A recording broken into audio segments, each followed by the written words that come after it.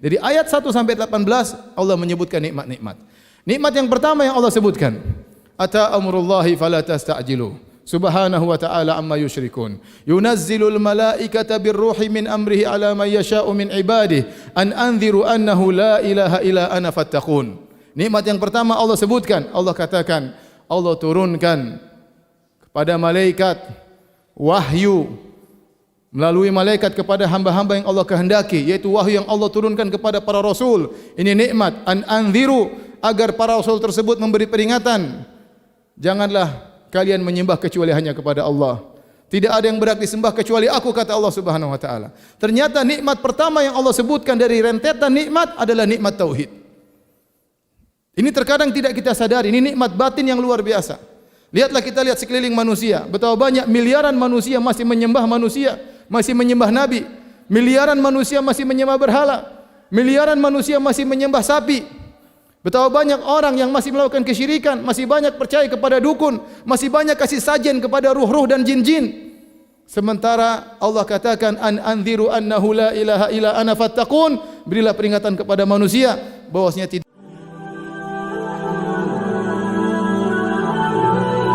Sungguhnya para ulama mengatakan al-iman nisfan.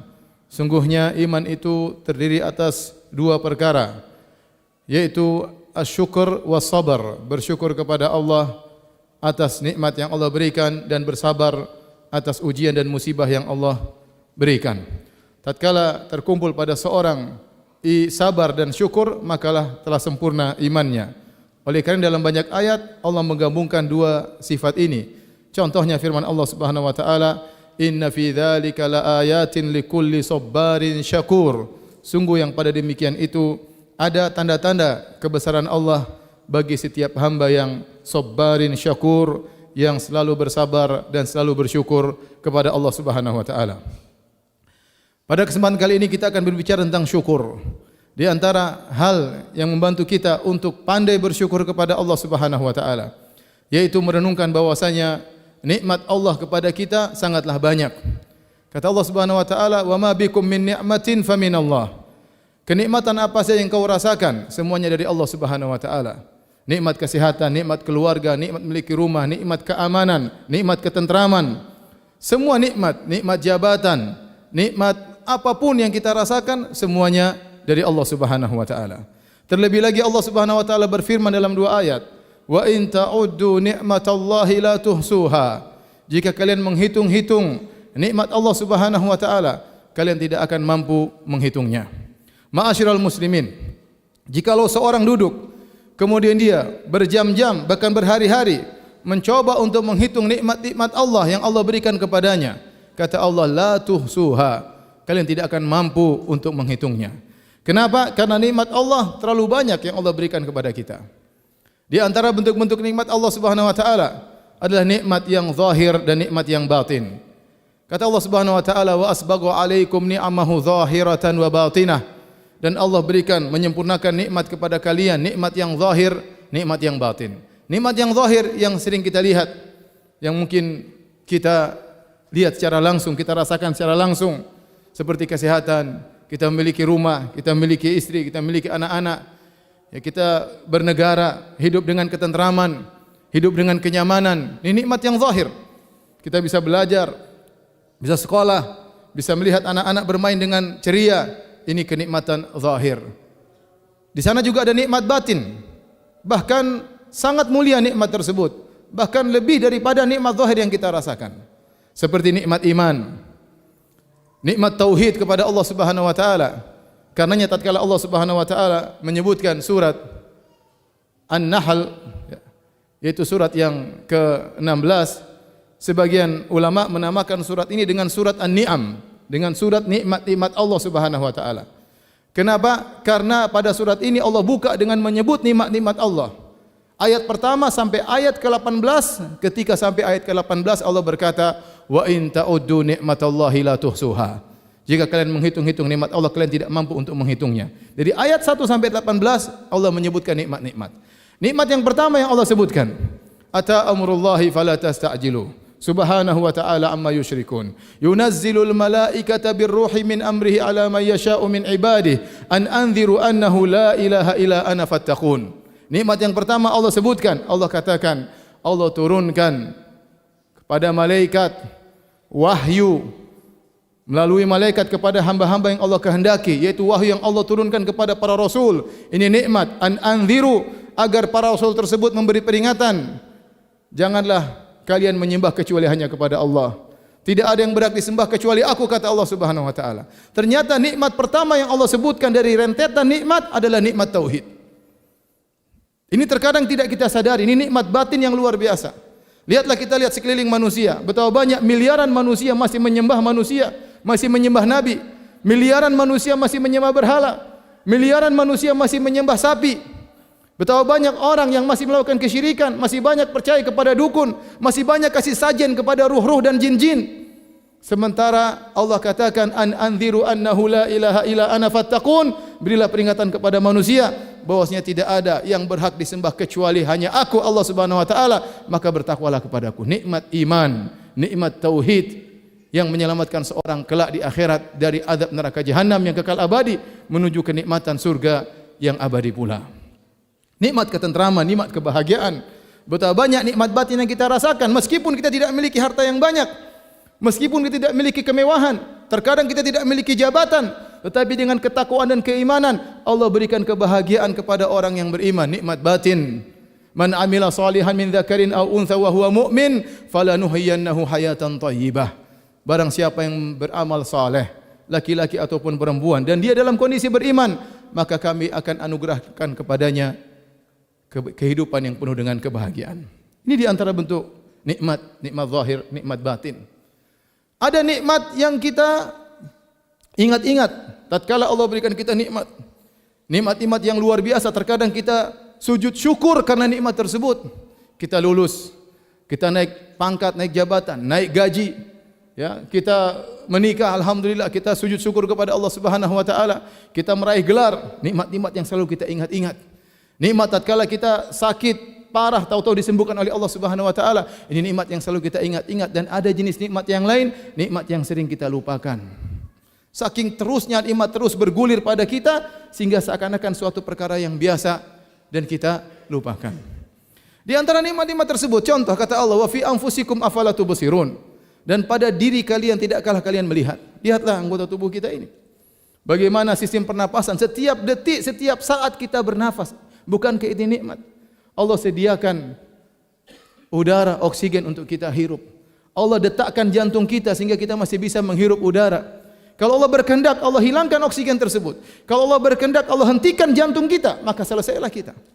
Nikmat sehari tatkala kita sedang tidur, kita tidak bisa melakukan apa-apa, tetap kita bernapas, jantung kita tetap berdetak. Nikmat yang luar biasa. Nikmat pandangan, nikmat mata. Bagaimana sistem penglihatan yang Allah berikan kepada seorang manusia yang sungguh luar biasa. Tidak ada teknologi secanggih apapun yang bisa meniru ciptaan Allah Subhanahu wa taala.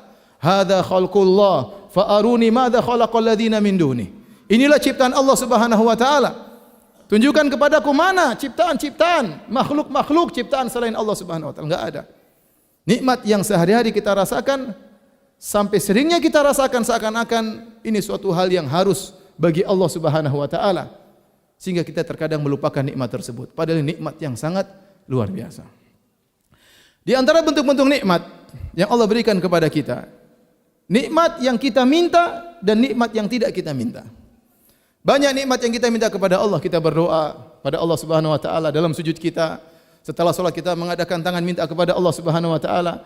Tatkala umrah, tatkala haji kita bermunajat kepada Allah Subhanahu wa taala. Dalam salat malam kita berdoa kepada Allah dan Allah berikan banyak permintaan yang kita minta. Dan di sana ada nikmat-nikmat yang Allah berikan meskipun kita tidak minta. Di antaranya Allah Subhanahu wa taala sebutkan dalam surat Ibrahim, wa huwa alladhi khalaqas samawati wal arda wa anzala minas samaa'i ma'an fa akhraja bihi minats thamarati rizqan lakum wa sakhkhara lakumus syamsa wal qamar, dan seterusnya. Wa sakhkhara lakumul fulka litajriya fil bahri bi amrih wa sakhkhara lakumul anhar wa sakhkhara lakumus syamsa wal qamara da'ibain wa sakhkhara lakumul laila wan nahar. Allah sebutkan Di antara nikmat yang Allah berikan, Allah ciptakan langit dan bumi. Anda tidak pernah minta langit dan bumi. Allah ciptakan udara, Allah ciptakan matahari, Allah ciptakan rembulan. Allah membuat kapal dan perahu bisa berjalan di atas lautan, di atas sungai. Ini semua nikmat yang kalian tidak pernah minta, tapi Allah sediakan bagi kalian. Ya. Matahari dan rembulan yang selalu beredar dalam edarannya, itu pun nikmat dari Allah Subhanahu wa taala yang kalian tidak pernah minta. Setelah Allah menyebutkan ayat ini, kata Allah, wa atakum min kulli ma sa'altumuh, dan Allah memberikan kepada kalian apa yang kalian minta. Dalam sebagian qiraat dibaca wa atakum min kullin ma sa'altumuh. Allah berikan kepada kalian segalanya yang kalian tidak minta. Wa in ta'uddu ni'matallahi la tuhsuha. Kalau kalian menghitung nikmat Allah, kalian tidak bakalan menghitung. Banyak nikmat yang kita tidak minta Allah sediakan. Karenanya tatkala Nabi Musa alaihissalam berdoa kepada Allah Subhanahu wa taala dalam surah Thaha, waktu dia diutus kepada Firaun, maka dia berdoa, Rabbi shrah li sadri wa yassir li amri wahlul 'uqdatam min lisani yafqahu qawli waj'al li waziran min ahli Harun akhi ushdud bihi azri wa asyriku fi amri kay nusabbihaka katsiran wa nadhkuruka katsiran innaka kunta bina basira. Qala qad utita su'laka ya Musa. Dia berdoa, ya Allah, lapangkanlah dadaku, mudahkanlah aku berucap, ya mudahkan mereka memahami perkataanku, jadikanlah Harun sebagai pendampingku, dan seterusnya. Allah kabulkan, kata Allah, qala qad utita su'laka ya Musa, sungguh permohonanmu dikabulkan saat itu juga. Setelah itu Allah ingatkan kepada Nabi Musa tentang nikmat-nikmat yang Allah berikan kepadanya yang dia tidak pernah minta. Kata Allah, wa laqad mananna 'alaika marratan ukhra, sungguh sebelumnya kami telah berikan engkau kenikmatan wahai Musa yang kau tidak minta. Kapan? Waktu Musa masih kecil. Idh auhayna ila ummika ma yuha anikdhi fihi fi tabuti fakdhi fihi fil yammi falyulkihil yammu bisahil ya'khudhu aduwwuli wa aduwwullah wa alqaitu alayka mahabbatan minni, dan seterusnya. Allah sebutkan nikmat-nikmat yang Allah berikan kepada Musa. Kapan? Waktu dia masih kecil, mau dibunuh oleh Firaun. Siapa yang selamatkan Nabi Musa? Siapa yang menyelamatkan Nabi Musa?